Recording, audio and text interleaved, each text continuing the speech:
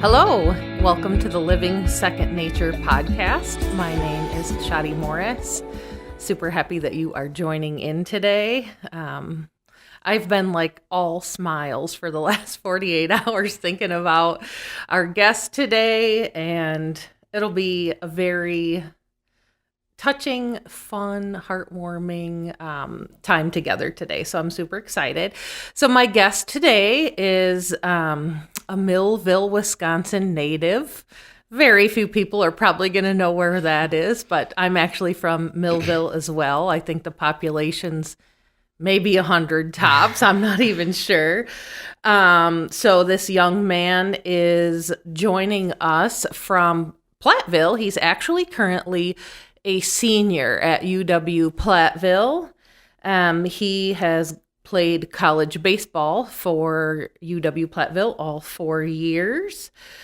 He is the ripe old age of 21. This is what makes this even more exciting for me, is to be able to bring this guest on at such an impressive young age.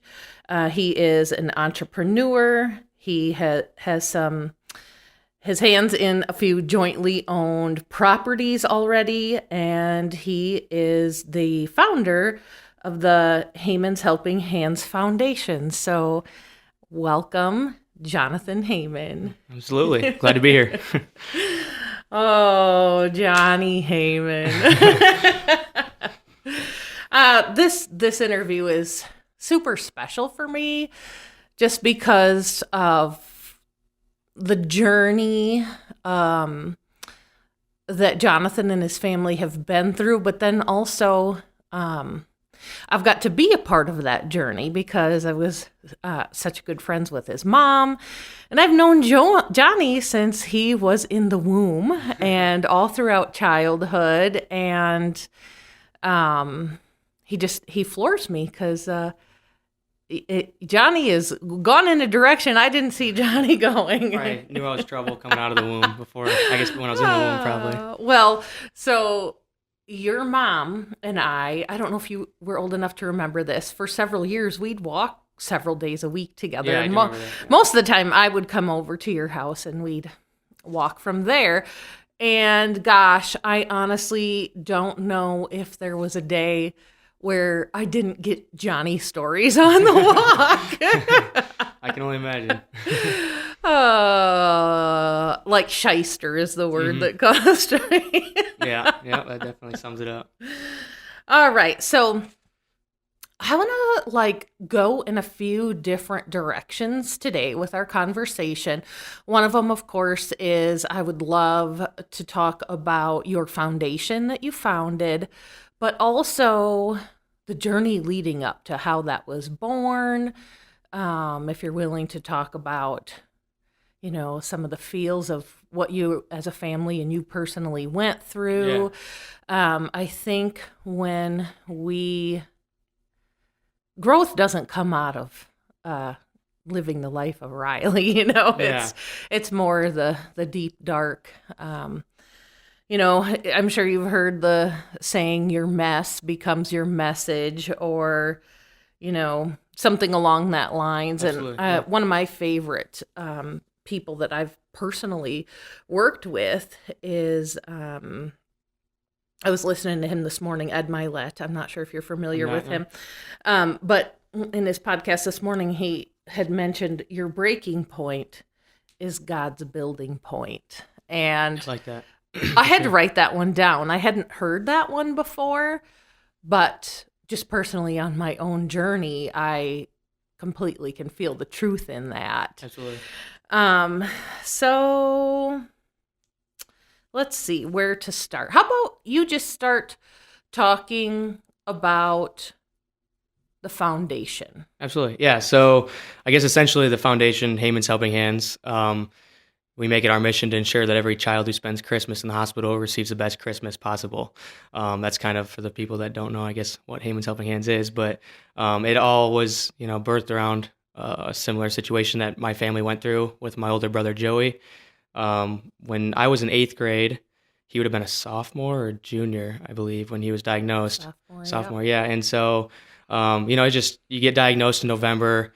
We kind of had that whole process of, finding out what was going on, but they went from, being maybe a pulled muscle to something as extreme as, it could be cancer. And, just hearing my brother tell me, I remember being in the car, living like with him driving. He's like, oh yeah, like it could be, like they don't know for sure, but like, they just got to tell us that type of thing. And, me taking the optimistic route of like, okay, like worried, but yeah, could probably not type of thing. But right at that age, you would highly doubt it. Yeah, it's just like, and I knew probably in his shoes, he was just telling me that to make me feel a little better. I don't know, but yeah. So you get diagnosed in November, and you get slammed with a semi truck of news like that to a whole family.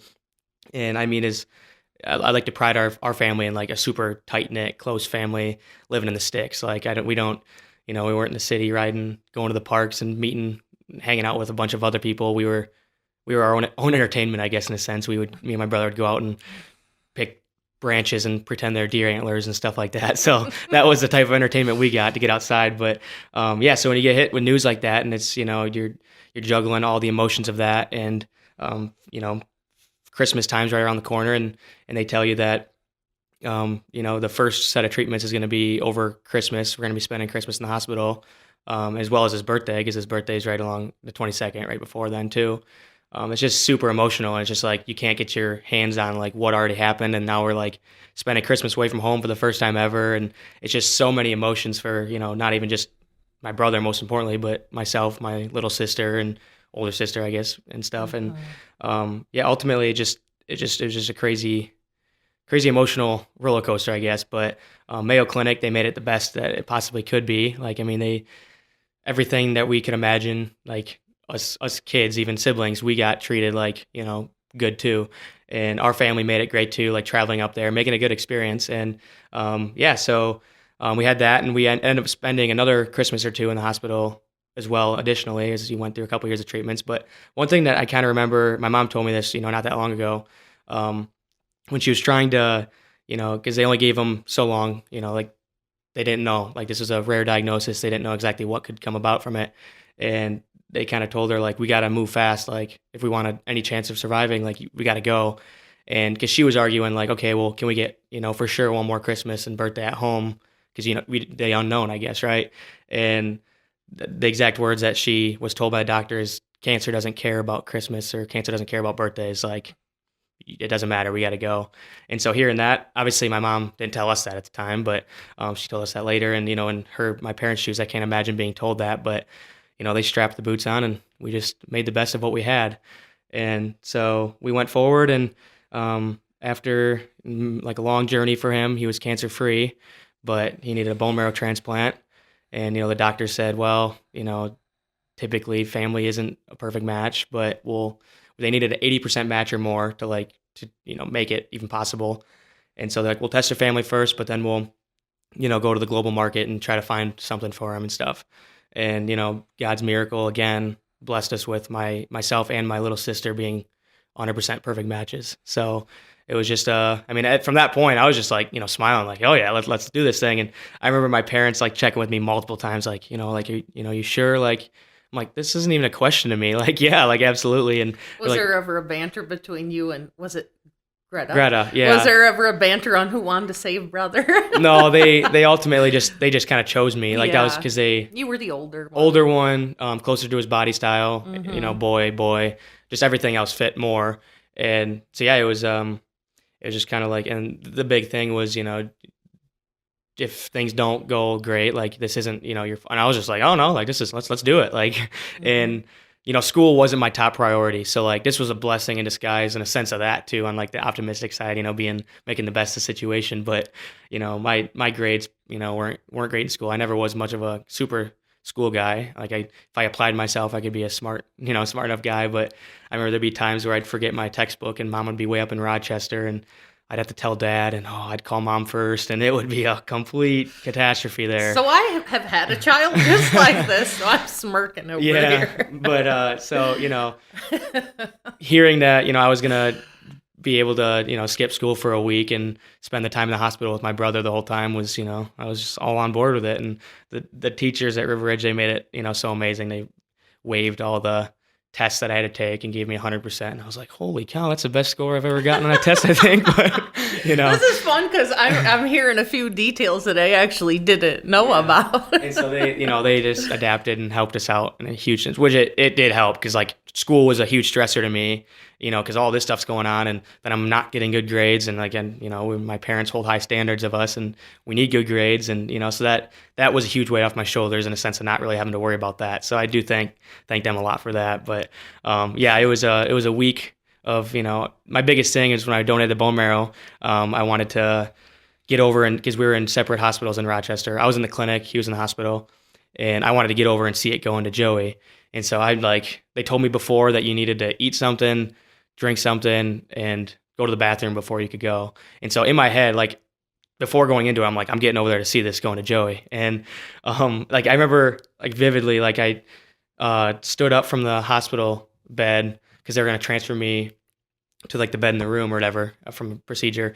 And I remember like I stood up and I started walking and I was dragging the cart with me and like the IVs were pulling out of my arm and stuff. And they're just, you can't walk. Like I couldn't walk for like a week after, but I'm like drugged up walking because I wanted to, get through that. But yeah, I got it, like punched out all 3 things, got over there, and I think I had like 4 hours until it went in. So I would way too much time, but the doctors were like, I've never seen someone, recover from this so fast. But I was definitely driven to, see that in Joey. But so when they took the bone marrow from you, were you completely out or just very heavily sedated? Completely out, yeah. Okay, and I think my mom, I don't really remember this, but my mom, like I got back to the one room and kind of checking in before they took me back to like the recovery room.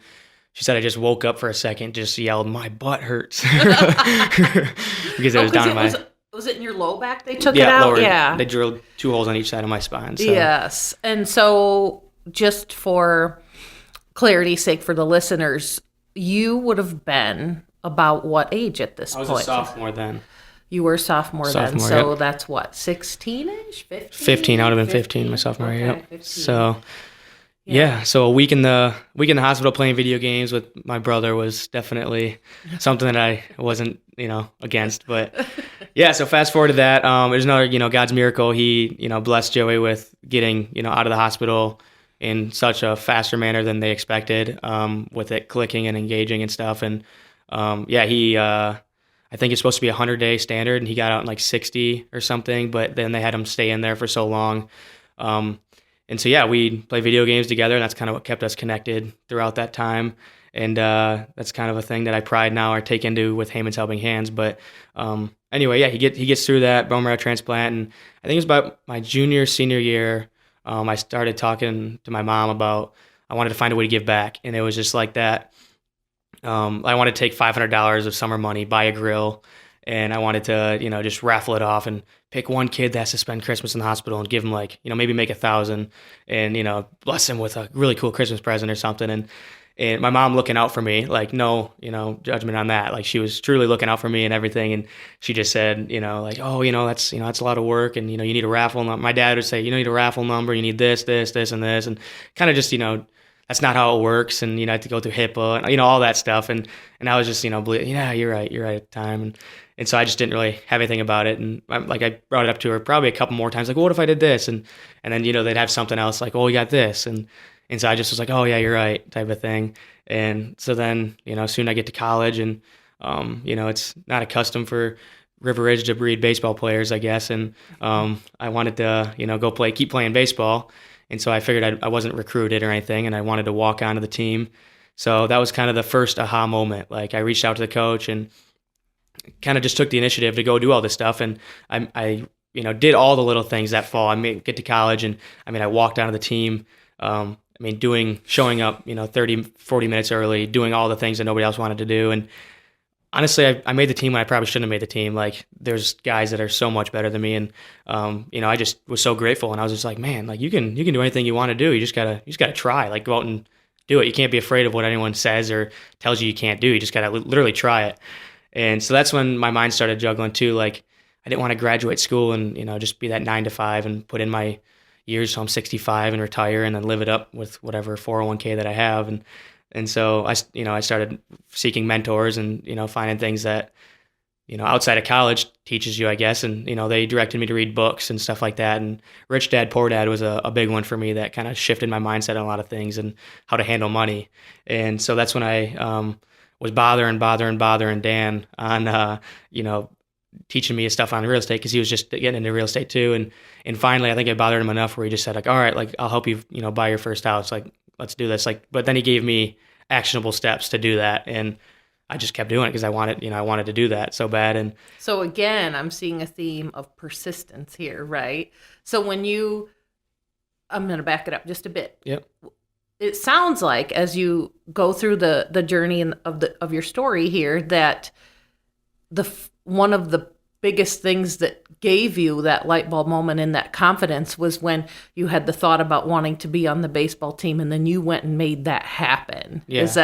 Was that kind of a turning point for you, like 100%. In your mind? Yeah. And It's just like, because I'm not gonna like just like making the team, and like people, maybe someone would have said like from River Ridge, maybe like, oh yeah, he's got some good baseball skill, he can maybe play there or whatever. But it's just not the custom or the ordinary to go and do that. And so I was fearful at the time of like what people would think, or if I didn't make the team. And I remember there's time I'd call my mom, like it was so stressful. I mean, you're making a whole new change of life. You're moving out of your house here and going to college with a bunch of people you don't know.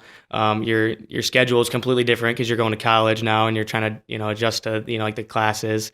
And then adding on to that, I'm like throwing baseball into the mix too, and I have the stress of trying to make this team because I don't want to like not make the team, and that's one learning point that I've gotten so far is now I don't really care what happens if you fail. It's just a learning experience, so it's not really what any other judgment matters, I guess. But at the time it was something really real, and when I made the team it was just like, wow, like you just got to literally go out and try. I mean, go out and do. And so that's when I started like with the real estate stuff. My mind started juggling with after school ideas. And so I did that, and I ended up, buying my first house when I was a freshman in the spring, and, knocking on the door to tenants that were juniors and seniors, college renters. Like it was definitely a learning curve there, and doing stuff with that. And then, just growing as a person through the journey in life in general. And then it was the next fall when I was finally like, I can really do anything that I want to do. Like I can, like this, because like the Haman's Helping Hands, it wasn't Haman's Helping Hands at the time, but giving back at the time with the grill was a complete legitimate thing. But kind of what I took to course was, well, I found a mentor to help me, buy this house. Like, let me find a mentor that can help me, launch this nonprofit. And so that's when I learned like who, not how is a real thing. And so I, went and asked, just ask the question. And that's one thing that my mentor, Dan, taught me is, when you're curious on something, literally ask whoever it is out to coffee. And he's like, just ask them out to coffee and pick their brain, bring a notepad, and just soak it all in, be a sponge. And at the time I was like, that's just weird. Like asking a 50-year-old out to coffee. Are you kidding me? Well, especially at your young age. Right. And I was like, I don't even drink coffee, but now I'm a heavy coffee drinker. But so it was that was super weird. But then at the same time, it was like, all these lessons that, God was putting in front of myself is, my college coach taught me. I think it was one of the first days I get to campus for baseball was, you got to get comfortable being uncomfortable. And he was relating it to, baseball, but then it was also, our head coach is a huge advocate on making boys men, and, after college life, baseball isn't forever. So I really soaked him in as a mentor too. And, is he still the coach? He is, yeah. Okay. And so he's been I give him a lot of credit for who I am today too. But, get comfortable being uncomfortable was a thing. And so I was like, you know what, like when I started buying the first house, like I was going to tour, with real estate agents, and, showing up to a real estate agent, and they're just looking at me like this 18-year-old kid, like, what, you can't buy a house. Like, what are you doing? Like, get out of here. But just being like, puffing that confidence, like, yeah, I can, like having no clue what I was doing. And so I transitioned that into everything else with getting comfortable, being uncomfortable, getting coffee and, finding mentors and stuff. So yeah, I shifted that into the finding a mentor that runs nonprofits, and just kind of asked her how she does it and everything. And she helped me open my mind to way bigger thoughts than the grill. And she was saying, oh, so you want to do this, this, and this, and kind of the, what Haman's Helping Hands is now. And I was like, yeah, like, no, but yeah, like that's exactly, super your mind cool. hadn't stretched that far yet. Right. Yeah. And she literally, she told me that day, she said, as soon as you break through a door, you open a door that's like bigger than the whole world, and you start seeing, and like when I say that, I can picture it, but I can't, it's hard to say it. But so I literally went home to my dorm room my sophomore year from that meeting, and she's like, yeah, she gave me actionable steps too. Like, nobody's going to do things for you, but everyone's willing to help. And so she kind of presented me with actionable steps. Like, yeah, if you wanted to do this, you do this, this, and this. And so I went back to my dorm room and I did that, and launched a Facebook page of Haman's Helping Hands is the first thing that I came up with, really. And yeah, so that's without my parents knowing, I did that. And they're just like, what's this? I'm like, well, come along, I guess. I don't know. We're going to figure it out. And so, yeah, that's kind of the birth of Haman's Helping Hands. And I've been learning tons and tons about business with that, and helping businesses by donating to me and me donating to others. And I guess that's a really long story. Yeah. Long. No, good. No, all of it was great. You summarized all of that perfectly. And there are little branches off of that I just kind of want to go back and Absolutely. dive into. I feel like there'll be eventually some of the listeners will be able to really like find comfort in connecting with different branches of your story, motivation, inspiration. So thank you for that amazing, fun summary. It was a fun little ride. Yeah.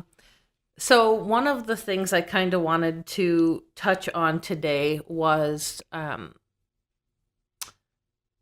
Joey's journey. And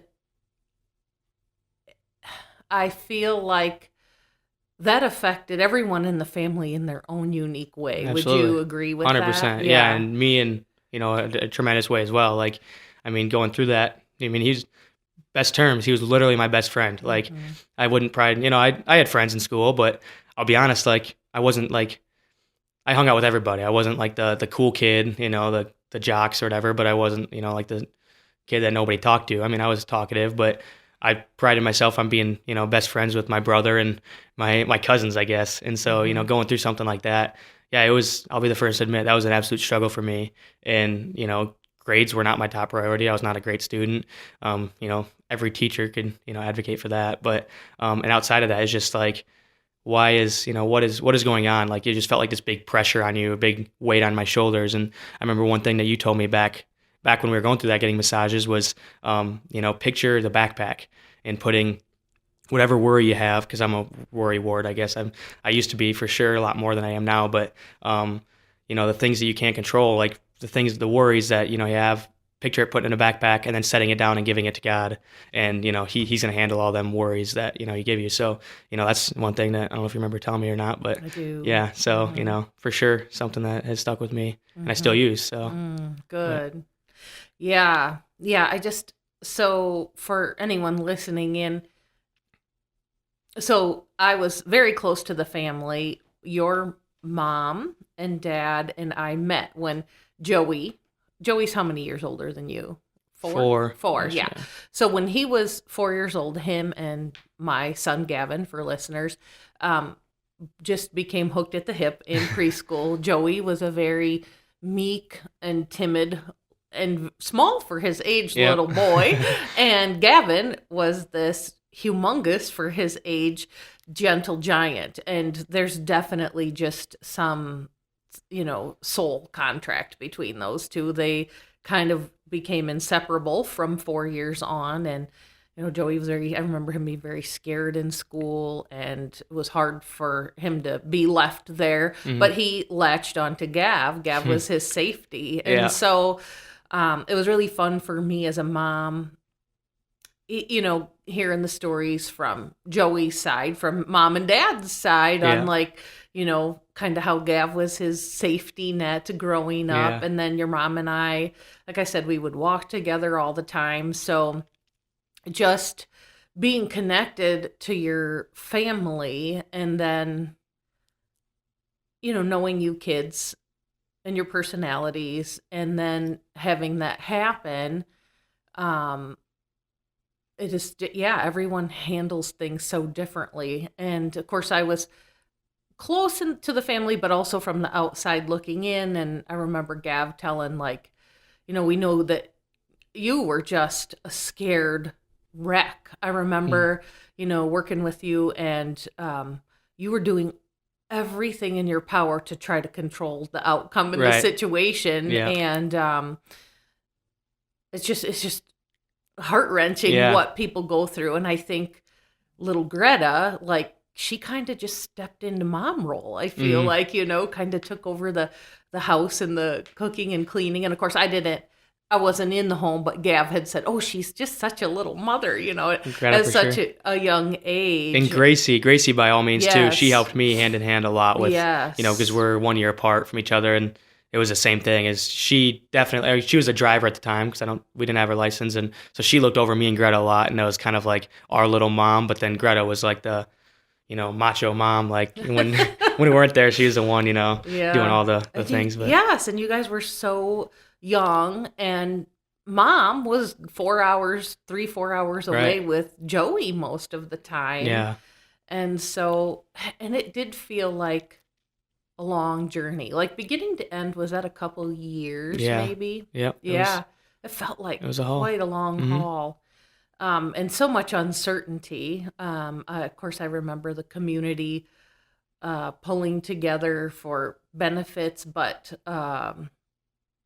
prayer. Oh my Right. Lord. I mean, that's truly, there's no other explanation than, No, God, for I sure. mean, they never really gave you guys a great prognosis or Yeah. outlook. Mhm. But I feel like no one gave up hope. Mhm. No one gave up hope, and you guys just did what you could do. I remember, like even some of the people other than my family that were close to you, I'm sure that was heart-wrenching. I remember opening up my home to everyone in your family for Yeah. free sessions of energy work or body work or whatever you guys needed. And it was an honor for me to be able to help someone who's struggling, which Mhm. is exactly what your foundation is all about. Right. It's based on knowing and feeling that someone is going through something awful and we feel powerless, and how can I be of help? 100%. Yeah. Don't you feel like going through what you and the family went through, it just changes who you are as a person and your perspective on life? Absolutely. And I think, especially after this, like, whenever something happens, I mean, as hard as it is to believe, like, in the moment, you think about it, and, nobody's perfect and everybody still struggles with stuff, but, like, everything happens for a reason is like the most true thing in the world. Like, no matter what it is, like, there's a bigger picture, and like, we don't know what that is. And that's why it's like Godspeed. Like he's going to put it there when he's ready for you to have it and stuff. And, there's something down the road where it might be a year from now, or it might be 10 years from now, where it's like that aha moment. Like, I know what you're doing. And so, like, especially after a lot of this, it's like when something, even as little as like a flat tire or something, you just kind of like smile. Like people would get worked up before going through something like this, and stressed out or something. You just literally just learn to smile and be like, what's he stopping me from? Or Yes. what's he doing here? Yes, this is why I love conversations with people like you who have that mindset, because we don't necessarily always jump to like being a victim. We're seeing the bigger picture and like, yeah, I think that too. Like, I wonder if I would have been an hour down the road, am I being saved right now from being in an accident? Right. So like, Yeah. there's just divine intervention, and we may never know. That's the cool part, the unknown, right? Yeah. Absolutely. So, like, oh gosh, it was so, like I said, it was so fun for me to like think about this conversation the last couple days before it actually took place. When you were a kid, you were that little shyster, Yeah, that Dennis the Menace. Still am every once in a while. Yeah. So, one of my questions that I was pondering is, like, everyone that knew you, like, you were a little turd, and you would do turd-like things, but no one could stay mad at you because you were just so cute and so funny and naturally funny, and you had everyone laughing. And like, I think that was probably your mom and dad's biggest frustration with you, is you would cause trouble, but no one could stay mad at you because you were so funny. Anyway, we all pictured Johnny to grow up to be this like womanizing, drinking party animal. And so I still to this day giggle like that's not the direction you went. Do you feel like that you've become someone different that you may not have been from this whole experience? I mean, I'd like to say for sure. I mean, through anybody going through any sort of situation, I feel it's going to change whoever, and hopefully for the better, especially with God working with you. And yeah, I believe that God has, put me on the path that He wants me on and stuff. But yeah, I mean, I think going back to that was my ultimate party move was 10 years old and peeing on the campfire ring and making it sizzle. But that was the thing when I get turned to 10 or 11, my mom had to cut me off and say no more of that. But yeah, I just think that, I mean, at the time, obviously I was a kid. I didn't know what I was doing, but yeah, just making light of the situation. And I was probably more of a turd than I should have been, but it was all part of the whole process and stuff, I guess. I don't know. Oh, but yeah, like I said, you were one of those lovable little shysters. So I think this will be a little bit fun to talk about. This is probably something a lot of people don't know about unless they've been up and close and personal with someone who's gone through it. But talk about just a little bit about the bone marrow transplant, because I remember, like, I'm a human body junkie, like anatomy, physiology, how the human body works. And what I didn't actually know, I learned through Joey and your process is about like how that person kind of becomes part of you, like the taste and stuff. So let's talk about that just for a minute. Yeah. So, well, essentially, this is one on behalf of someone that was just in a bone marrow. I didn't study or anything. So this is just a perspective of someone that I guess has a little bit of knowledge on it. But yeah, so they went under sedation, and then they drilled 2 holes. They said this is how they explained it to me. They're literally taking a drill bit that you do housework with. They drill 2 holes on each side, which I can still feel. Like you can still feel like the little bumps there, like the bone bumps. It almost seems like when you pull it out and that sawdust comes out of the hole. Mm-hmm. It almost feels like that with bone. I don't know if that's the case, but that's what it feels like, and that's what I make up in my head, I guess. But feeling it. But yeah, so they do that, and then they stick a syringe inside of there, and they extract it. And it essentially just looks like this heavy red. It looks like blood. It's just like this red colored, which I thought marrow was like white, I don't know, gunky type stuff. I didn't know, but so it's red, and I'm sitting there looking at it like, oh shoot, like that's cool. And yeah, so then they, I don't know what they do, test it, run it through the stuff, do whatever they need to do, and then they give it over to my brother. And I thought it was some sort of surgery or some sort of something, but it was just an IV bag, and they hung it up on like the IV thing, and it trickled into his system. And so what they had to do is they had to kill off his entire bone marrow supply, so then mine would have the best opportunity to take over into his. So I remember being super careful. I always like to jack around with my brother and stuff. And he, like once they drained it down, like he literally couldn't break a bone, because if they did, it just wouldn't heal. And so my mom was like a little bubble wrap, for my brother, like, no, don't do that. Don't do that. Don't do this. And, I was always trying to, get him to play or do something. Yeah. And, boys are ridiculous like that. But yeah, he'd just be super careful, and God kept him safe. And, yeah, he so then anyway that drips into him, and that's just kind of like the waiting game to see if it like takes and stuff. And so yeah, when it does go, and God helped us get the good news of it clicking and working, I make the joke that I made his dick 3 inches bigger too, but I hadn't heard that one yet. I always tell his fiance you're welcome, but he hates when I say that too. He really does. I'm sure he does.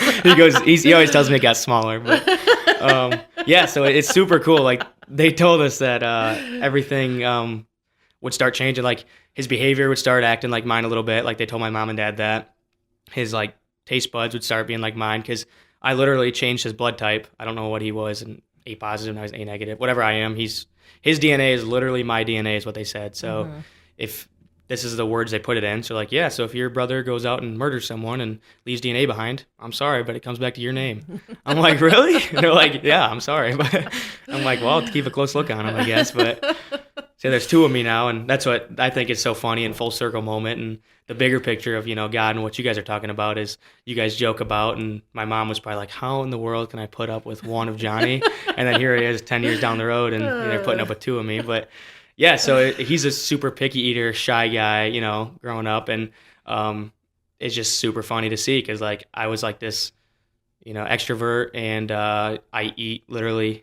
I could eat a skunk's butt if I wanted to, like just eat anything, try anything. And you just start seeing that in Joey too. Like he's like this little instigator now, and he's like this little jokester guy, and he's okay to stand up in front of people and talk, which I think also helped through his process and building confidence with, this too. And, but, I think this also takes a little bit of effect, but, he wasn't much of a barbecue sauce guy, and he likes barbecue sauce now. He was more of a chicken tender guy, and now he likes cheeseburgers. Like, it's just so many weird things, and he literally started to act like me more too. And my mom and dad are just like, well, we got two of them now. But I think they're grateful for that. Oh, I love that. Because like I said, most people wouldn't know how that actually works unless they knew someone that went through it. So I think that's just a really fun and fascinating part of the story. Yeah. And I love that as a kid you were who you were, because I'm sure that brought so much humor to the whole process that was heavy, Just because imagine if I was just this boring guy, right? And then they have two boring guys in the world. Like, come on.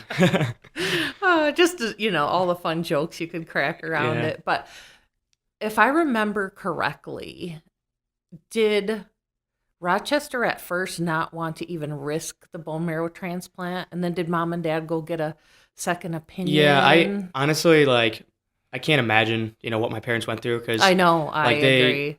They held so much from us, and I'm glad. Looking back at it, I'm glad they did. And I was so we were all so oblivious, went so good about what they told us, how they told us, and everything just seemed like it was okay, sounds good, it's God's hands, let's go pray about it, and so honestly, my mom could answer that a lot better than I could, but from what I do know is they did have. I don't know if it was the bone marrow. I believe it was the bone marrow transplant where they didn't want to do it or something, and so they went and got another opinion. And I don't know if there was 2 or 3 opinions or 1 or 2, but and then ultimately they came up with let's do this. And it's just such an incredible story in so many ways. Oh yeah, so thanks for reviewing that fun little Joey becoming Johnny with the bone marrow. Yes, and I kind of put on my list here too about the prayers. I think that's super essential to highlight. And you're already bringing a lot of that to the interview, giving the credit where our power lies, is bringing in that higher power and that creator, and trusting no matter what the outcome, we have to know that there's a higher plan, and in the end everything will be okay, because there's a higher plan. So at what point in your journey did you know that you would have the foundation? Was it later on down the road when you got the confidence after getting on the baseball team? It sounds like you had this little seed already in the back of your mind. Yep. At what point did you see that this would become a thing? Yeah, it was, I guess way back when, I wouldn't have thought it was a foundation. Like I said, I thought it was just going to be the grill, and $500 at the time would have been a lot of money to me. And I would have been like, I just wanted to do it. And I didn't know, maybe make it an annual thing, but I was like, okay, let's do that. But then, I made the baseball team. I got into real estate. I just reading books, self-growth, learning. And God just, I give him a lot of the credit, all the credit, but, he's just, I can see him working and doing his thing. And I just kind of, it just kept coming to my mind. And I was just like, I'm going to do the process, find the mentor. And so I did. And that's when I just kind of, she opened my mind to the bigger world, the bigger, idea. And so that's when I literally went back to my dorm room and made it my sophomore year, after all that stuff. And so once I did do that, it just started snowballing, and it simply wouldn't be here today without the support too. The community loved the vision, and I'm not going to give myself credit for, selling the vision. I didn't really know what I was doing at the start, but I knew what I wanted. And so when I, made a Facebook post, and pretty soon, it had 70, 80 shares, and people are dropping presents off in these boxes. People are looking, how do you Venmo? And I was like, oh, I never thought about a Venmo. And so here I am, making this Venmo, and it was just like a fly by the seat of my ass type of thing. And I feel like that is when I like learned the term of, I kind of came up with, I'm sure a lot of people say it, but just be a doer. And you just do. And like when you do, you fail, you win, you learn. Like no matter what, you're gonna learn. So if you just go out and like, if I wouldn't have tried baseball team, if I wouldn't have trying to get real estate, like who knows, this wouldn't be the case. And for each person helping you along the way, it's just a blessing, and who God puts in there. Like for the baseball team, my coach, like if it would have been some other coach, I probably wouldn't have made the team, because he saw my work ethic, he saw the drive, the want to be there, and like he appreciated the bigger picture, real world things of doing all the small things. And so I made the team. And then without Dan in my life, like if no one would ever just had the time of day to listen to me, then I probably would have settled down and got comfortable doing something else. And so then it was the same thing with the foundation. I feel like God puts these people in your lives for a reason, and you just gotta do with it then, and go and do. But so with where the foundation is like right now, do you have so let's talk about what's it look like right now? Where is it at? And then do you have a future goal or vision or dream of it becoming more? And what does that look like? Let's talk about that. Yeah. So right now, we've raised over $80,000, and I think we're 2 years in November. So a little over 2 years in operation. And it's just been, like I said, I love business, and I love sales, and like being so passionate about a cause when you don't benefit from it is the true winning of like life. Like I don't make a dime like doing this, and it doesn't even feel like work, And so like I get the biggest, like 2 days ago, I was out selling sponsorships for a 5K run that the university is putting on to fundraise for me. But I was just out going business to business, like selling sponsorships that people wanted to put their logo on the back of our shirts and stuff. And I just love doing that. And you just know the bigger picture of, in December, this is going to be helping smiles. So yeah, so we're at the point of, running events. We do like a golf outing. That's the one that I head up and run with the golf course here in town of Prairie. But then there's people that come to me about wanting to join in on the mission, and there's people that donate. So like, there's a Santa Claus 5K run last fall in December, right before. It's just a community that donates to charity. They get together and do a 5K run. They donated like $4,000, I think, was what they were able to come up with. And then like I had student organizations, like this 5K run was just someone that I knew, connection, wanting to help because their class project was, you got to help another organization. And so they just came to me like, hey, I want to do this for you. Like, do you mind? I was like, no, let's, like, of course I don't mind. Like, let's do it. And then, a pub crawl we did last year, and that raised like $10,000. And then you learn in the business side of things of, this is tax write-offs for every company. This is, family foundations are made to give to places like this. And so then it's creating that separation. And I learned so much in my sales classes, and that's why I'll never hate on college.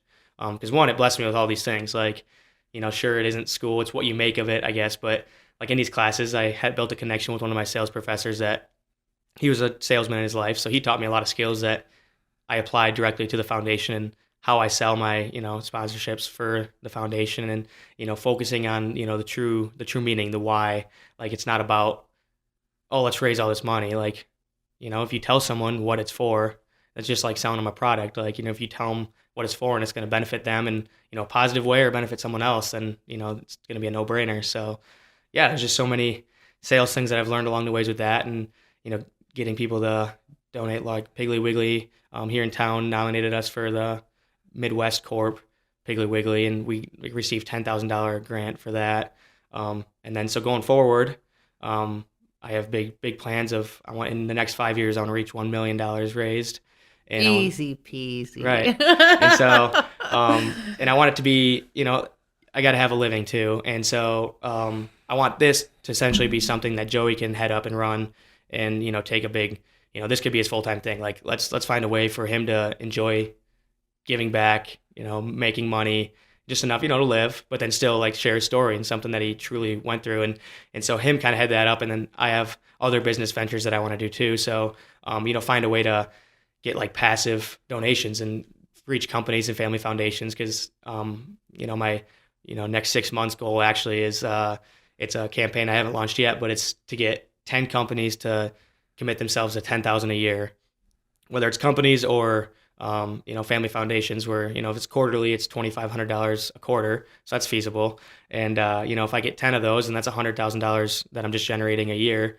And then obviously we can do more events and stuff like that, but it helps make things a little bit less on me just doing the groundwork. Because if I do this forever, then, it's just going to be kind of staying the same. So just trying to elevate that and make it something that, we can spread cheer and joy to multiple children around the whole country. So, and so the money in the foundation is your family takes the funds, if I'm correct, and before Christmas goes and purchases a whole bunch of things that you remember making your experience better in the hospital with your brother.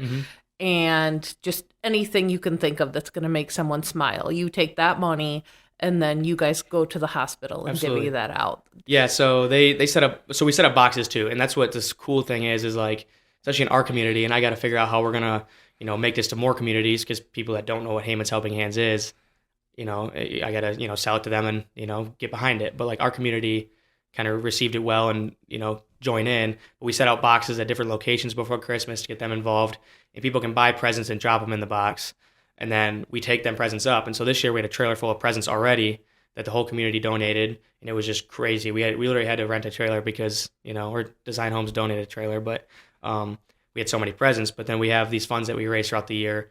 And yeah, we just go and buy the bigger ticket items. And it's actually super cool because, my brother gets to spend like either the events usually on his birthday or the shopping days on his birthday. So this year the shopping day fell on it. So he gets to spend his birthday, giving, and he loves it. He says he does. And we get to go shopping, and we shot a cool video this year, and we get just some family time that, we don't always get now. We're all growing up. So all 8 of us now with the 2 fiancés get together and we go shopping. And then the next day we just bless children who have to spend Christmas in the hospital with the things. And the coolest part, and like this is the thing I pull from everything, is just hope. Like if I could sum it up in one word, it's hope. Because like I can see the inspiration that we put into some of these children when Joey's up there talking and they see a real life story of, Joey getting through it. And like these kids are in the unknown stage, and we remember being there and they're just like a smile lights up. They get this cool present, and then they see someone and they just a lot of tears and stuff. And then like the coolest part that I think too is like the parents just go right to my parents, and like those two hit it off, and ends up in my mom crying quite a bit too. But of course, I'm tearing up over here. She gets all sorts of good feedback to them, I guess, or what helped her get through. And like we gave her gas card, my mom and dad gas cards, and they get to hand them off to them because you just know how much that meant to us receiving a $100 gas card, like because they're traveling a lot. Like this is far away from home. For like we met people from first year event, so 2 years ago, Saudi Arabia twins. And it was kind of a similar situation. She didn't have the same diagnosis as Joey, but she was going to need a bone marrow transplant. And the twin was hoping to be a match. And so they heard our story and were hoping that, or they were like looking at that like, holy cow, like this is so similar. And the one that was going through cancer just latched onto Joey, and they talked forever, like asking him so many questions about different things. And she like, she follows our Instagram and stuff on Haman's Helping Hands. And we have parents reaching out to us, staying connected with us. And that's just the coolest thing that, we create that impact. And, we get people a year later commenting or messaging us like, thank you so much. You don't realize like what you did. And that's what it's all for, 100%. So you actually just answered my next question before I asked it. And my question was, what's your favorite part of this whole process? And talk to me about the feels of it, because I'm a feels person. But you answered that. It sounds like actually being able to be in the hospital and connecting with these people who are where you were at, and then like giving them that hope and lighting them up with gifts and just bringing that higher vibration into the space for them to be able to kind of latch on to that. And so I think it's super, like there's been so many like situations, I guess, that people like this is the one term that I heard, is actually Gracie's graduation. I'll never forget it just because it meant so much. But Gracie's graduation from nursing school last year, where we went up there for the day for her to graduate, and they had like this morning church ceremony, which, why does Johnny go to church in La Crosse? Like, our whole family went. It's just so many things that align, right? And the pastor at the time, or he wasn't a priest, he was a brother, I think. I thought he was super cool, and Gracie's like, oh yeah, he's the guy at Viterbo's campus, and so we went to church, and he said something. It was a super cool homily. I just kind of soaked in, like I just so locked in. It was super, life changing to me a little bit. And one thing, his big point was like, it was coincidence, no, providence. And so that just stuck with me. So like when people look at things like, oh, it's just a coincidence that happened, oh, it's just coincidence, like no, and that's like the bigger picture thing that we're talking about. And things happen for a reason. It's not a coincidence. It's providence. Mm-hmm. And God knows, like 5 years, like that's the aha moment. And so one thing with the foundation that I knew, like there's been so many instances with this, and that was before I learned the coincidence providence thing, like that I just knew this was the right thing. And it's just so cool having something like that in your life. And so it was the first year. So a little backstory on my brother and I, like I said, one thing that kept us connected was the PlayStation, playing video games together. And so we were able to, we were like the sticks kids outside playing, having fun. Parents wouldn't necessarily buy us video games all the time. So me and him got together. We're like, let's split the cost of a PS4. And, we'd fist fighting each other downstairs over who won the game, who lost. And we, that was a new journey for us, was playing 2K and stuff in the basement, but Fortnite. But yeah, so when he got diagnosed, it was obvious that he takes the PlayStation with him to help him, burn time and get through the things. And so that's when I knew I was going to be in sales, because I sold my parents completely on buying me a PlayStation then. And I was like, how in the world can we stay connected without me having a PlayStation 2? And looking back at it, I brought a good point. And you got it, right? Yeah, we got the PlayStation. And it truly, I'm not going to speak on his behalf, but it got me through going through what we were going through. And because I remember getting off the bus, running up our driveway, running to the top upstairs, getting in my bedroom, hearing the beep of that PlayStation, turn it on, and getting in the voice chat with Joey already waiting there, just because he knew it was 3:30. I was going to get home soon for school. And so we'd play all night, and my dad would turn into bringing me supper to my room, and I'd sit up there and play all night, and then I'd have to get a knock on the door at 11 o'clock, like, all right, it's time to go to bed. So do you think they knew what that meant to you? Like, I think so. Yeah. They did give a lot of, shit for, just being glued to the TV and stuff, like get outside a little bit. But I think they definitely got the glimpse of that. But yeah, but for you, you were connected to your brother, right, that way. As much as I think the best part about it is we didn't change anything. Like, I still would get mad at him through the video game, like, Joey, what are you doing? Like, it was like the same thing. Like we didn't skip a beat. We were still get pissed off at each other and what we're doing. And that's good too. Right, like really being in your normal, like real. Nothing's wrong, right. And keep and going. So, we had a big group of guys. Gavin played with us all the time too, and Cole, Braden, and Andrew and Ryan. Like, we had this group we'd always play, and the same thing would happen. And I'd have baseball practice, but so and so would have off, and so I'd be playing. Yeah, but anyway, so it was the second year, and I was like, okay, like, we got the money. PS5s came out. We're raising more money. Like, let's buy. Like, I thought it was so cool. Like, Joey, let's buy a PS5 as one of the big ticket items. And at the time that they're the second year, like, one PS5 was still a lot of money to the foundation. And so I'm allocating $500 to raise funds to, buy a PlayStation. But I was like, just something felt right. Like, I'm going to do this. And so Joey's like, yeah, like, we definitely should. Because, like, we knew what it meant to us being able to play. And so I remember kind of how the hospital did it with the bigger ticket items. They still do it, is they want it kind of to be fair. And so they put all the names into a bucket, and you have to draw the name and try it, because there's only so many of them right now, which, hopefully down the road we don't have to worry about that. But anyway, so there's like over half of there's like 110, patients, and over half of them are in the NICU. And so I was just telling my brother, I'm like, man, like, it'd still be cool, like the dad could play it or something, but I hope it, like, it doesn't go to a baby. I hope it goes to somebody that, really wants it or something. He goes, yeah, I know. And they're like, oh, Joey, why don't you pick the name? I'm like, all right, yeah, Joey, draw the name or whatever. The child care staff said that. And so Joey went over there, drew the name out, and I'm not going to say his name for the sake, but I know the name, by heart. And And so whatever, he said the name, and they're like, okay, well, he's, self-conscious, doesn't want to come out into the, whatever. He wasn't feeling up to it anyway. And so like, we'll just drop it off. I'm like, well, do you mind if we like come drop it off with him and kind of say hi? And like, oh, we'll check. And, the kid was all on board.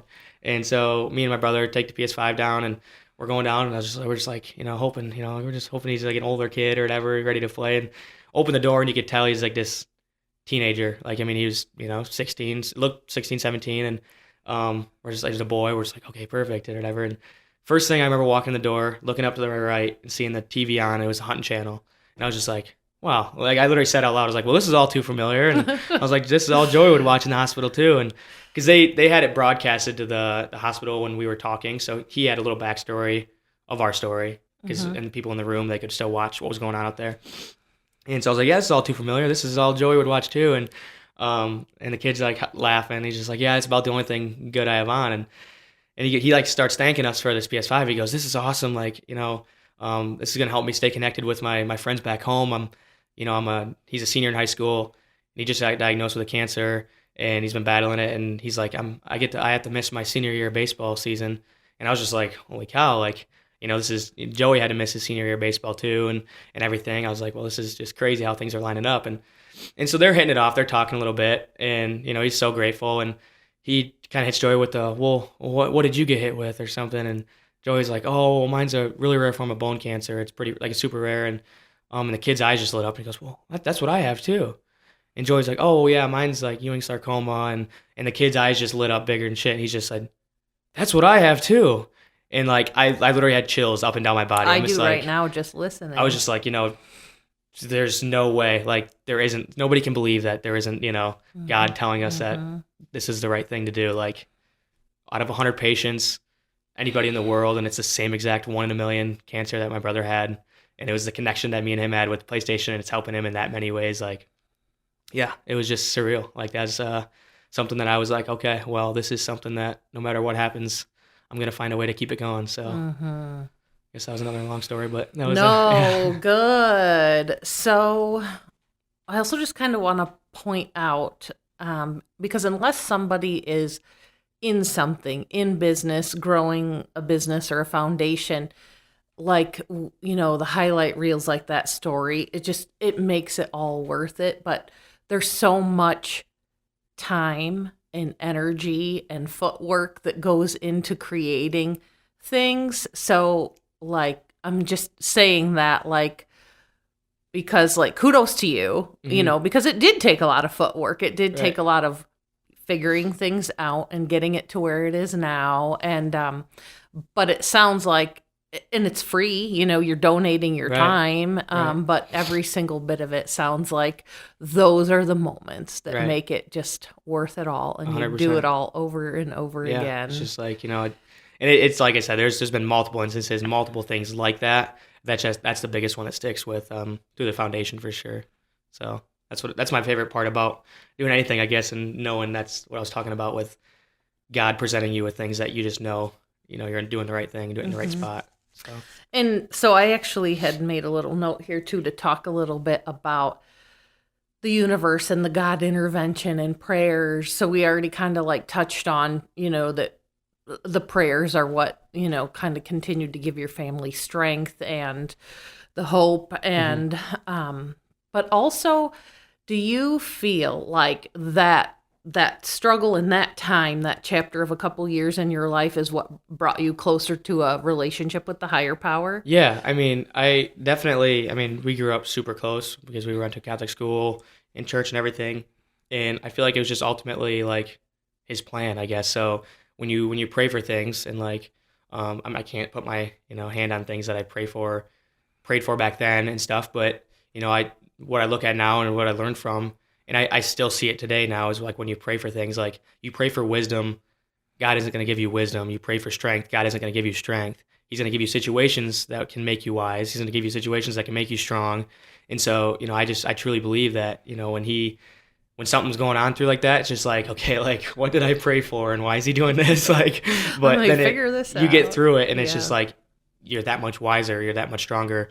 And I think that, that's ultimately kind of what happened. But So since I've known you since you were little, and the last handful of years, our conversations, it's very clear to me that also your intuition is grown very keen. And do you kind of feel like too, like your connection to God and that higher power, and you kind of like turning things over and trying to see what it is that is meant for you, what he's trying to get you to do and learn, like the more you like sink into viewing life that way, do you feel like that has really enhanced your intuition and your ability to see what a lot of things are all about? Yeah, I think so. And I mean, I'm not, like I said, I'm not perfect, and I still go through a lot of like, struggles or hard times. Like I don't have my, shit figured out. That's the biggest thing that I put. Do That's any of us? Anyone. And so like, if anyone says like, you're a college kid, oh, you're graduating, you got your job. Like I am far from that. Like, I don't know. I just want to find something that I enjoy doing. Money comes after. Like, obviously that's important to me, and I want to find financial freedom. Passion first, money right. follows. And so it's just like, I if anybody like looks at me and people tell me, like I get it all the time at college, and that's one thing that I struggled with all the time is like, and I struggle with, sometimes I feel like, okay, like I'm not as close right now to God. Like I gotta like, pray more, or do whatever it is. But people always tell me like, oh, well, why are you worried? You got everything figured out. And that just bothers me so much, just because like inside I don't. Like I am probably the farthest away from figuring things out on my terms, I guess. Maybe someone else sees that, and like, so I correlate that to everyone else too, is like, if I see someone, that glimpse of, thought comes to my head of, man, they just have things figured out. Like I just stop myself there. I'm like, nah, they probably don't. Like they're just, doing, looking. They're being in their present moment. Right. They're being in their now. I feel like sometimes we get too far out ahead of ourselves and try to figure it all out, and that can kind of mentally put us in a tailspin. But I also think that like we're not meant to be, yes, we can set long-term goals, but being present, being in that present moment, and like being kind of one with your right now. You don't have to like figure out the future, and because it's always going to change, and there's always going to be something next, and always something more. And like our power is right here, right now. And one of the quotes is like, I don't know, if you try making your own plan, just wait, because God's going to mess it up anyway. Like, that's why it's like, especially with learning with this, is, that wasn't part of our plan. Yeah, but that's the biggest thing, is just going through it. Just, live through whatever comes, bump in the road, get over it, get through it, whatever you need to do, and use it as a learning progress, I guess. But I can attest to that. Just how everything changes. Everything does, yeah. Do you remember maybe a year and a half ago, speaking of intuition, I was flying home from Utah. I had been out there coaching, and I sent you a Snapchat, and I said, I had just had a vision. I knew that in the future I was going to be building this studio, and you were one of my people. You were one of my, and I didn't know what you would be doing, what you would be talking about, like what that would look like. But I reached out to you just intuitively. And, I mean, this could be it right now. This could be that moment, like what I saw. And there could be more. But I cannot remember exactly what you reflected back to me that day, though. Like I asked you, like, I think you're supposed to be a part of this studio. I don't know, like maybe be a speaker or whatever it was. But you had messaged back, and you're like, this is weird, because I was literally just thinking about this, and this, and then you messaged. Do you remember what it was? What were you thinking about? I honestly, I don't remember what it was. I do remember that, though, and I was just like, oh my gosh, that's, that's why I love situations like that. It happens. I don't want to say it happens a lot, because like I appreciate when it does happen. It doesn't happen a lot, but I just feel like there's so many things out there that, like, if you don't see anything yet, there probably was a chance where you had that thought, or you had something, if you would have like acted on it or done it, and you didn't, and like, that just was part of God's plan. Like he put it there in front of you, and you either missed it, or he wanted you to miss it, and so he distracted you or something, and down the road it'll come back again. And one of my favorite mentors always says, if people say, oh, I missed my ship has already left, she was like, No, that's actually not how it works, because there's another one coming and another one going and another one coming and another one going. And I mean, I think that happens a lot. Like God and the universe will be trying to guide us to something. And sometimes we just can't see it. We're not in the place to see it, but we're not missing our chance. Like when we can see it, I think then we're ready for it. Absolutely. Yeah. So I think I'll kind of wind out our conversation with this final question. This has been amazing, so thank you for joining. Absolutely. But I'm not sure if you heard, there's actually a local family here in town that just got a bone cancer diagnosis, I believe. Maybe a week ago, senior in high school here. And if this conversation happens to ever cross their path, or anyone across the country, what is your message for them? Yeah, well, first off, starting out, you probably didn't know, but yeah, he's actually a cousin of ours. No, I didn't. Yeah, so we do know that news pretty intensely, and that's another thing that it's like this conversation I had with my mom this week, because like this news all came out, and like I told, she knows this as well, and that's kind of thing I reflected back to her as well, like on a phone call, was it's just like it's a tough situation, it's terrible, and I truly believe that God put us through this and something similar, because like now it's we need to help, like this is our turn to you don't need to step on any overstep or anything, but we're here, like if they have questions or if there's anything that we can do for them, and just give them that hope, like we use for the foundation is any questions. Just, we lived through this, and God wants us to share that, like what got you through this, what guided you, and what can we take away from it in a sense to give to them. And so that's what I said, I think this is just his way of presenting things. And with that story with him is he tore his ACL this year too, before in the football season, and he was a big basketball player and baseball player, and those were sports. And he tore his ACL, and then he's just recovering from that, and then this comes out. And so it's hard in the moment, but like the bigger picture is, like what was God doing? Like, did that ACL tear, happen for a reason?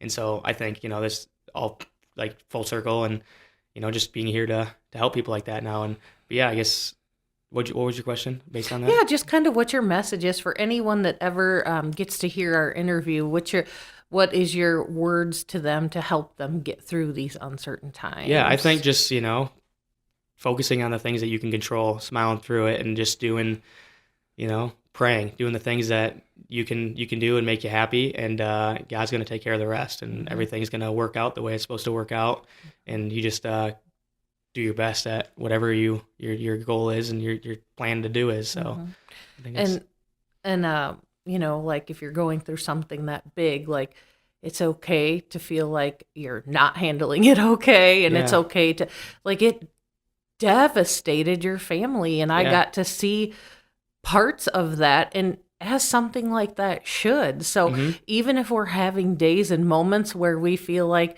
we are failing to have faith and failing to stay strong, like, that's okay. That's all part of the human experience here. Like, you are such a beautiful, bright light and a beautiful, strong soul. But, there were things that just totally shook you guys and left you laying flat out on the ground. And so if you're a listener and you feel like, I'm never going to get through this, they were stronger than me, like, there's a lot of deep, dark, ugly parts to that process too. A flower can't bloom without rain. So you gotta go through the times like that to go through this, and that's the message bouncing off of that is what you're going through now is preparing you for something in the future. So hold tight, get through it, and days will get brighter. So.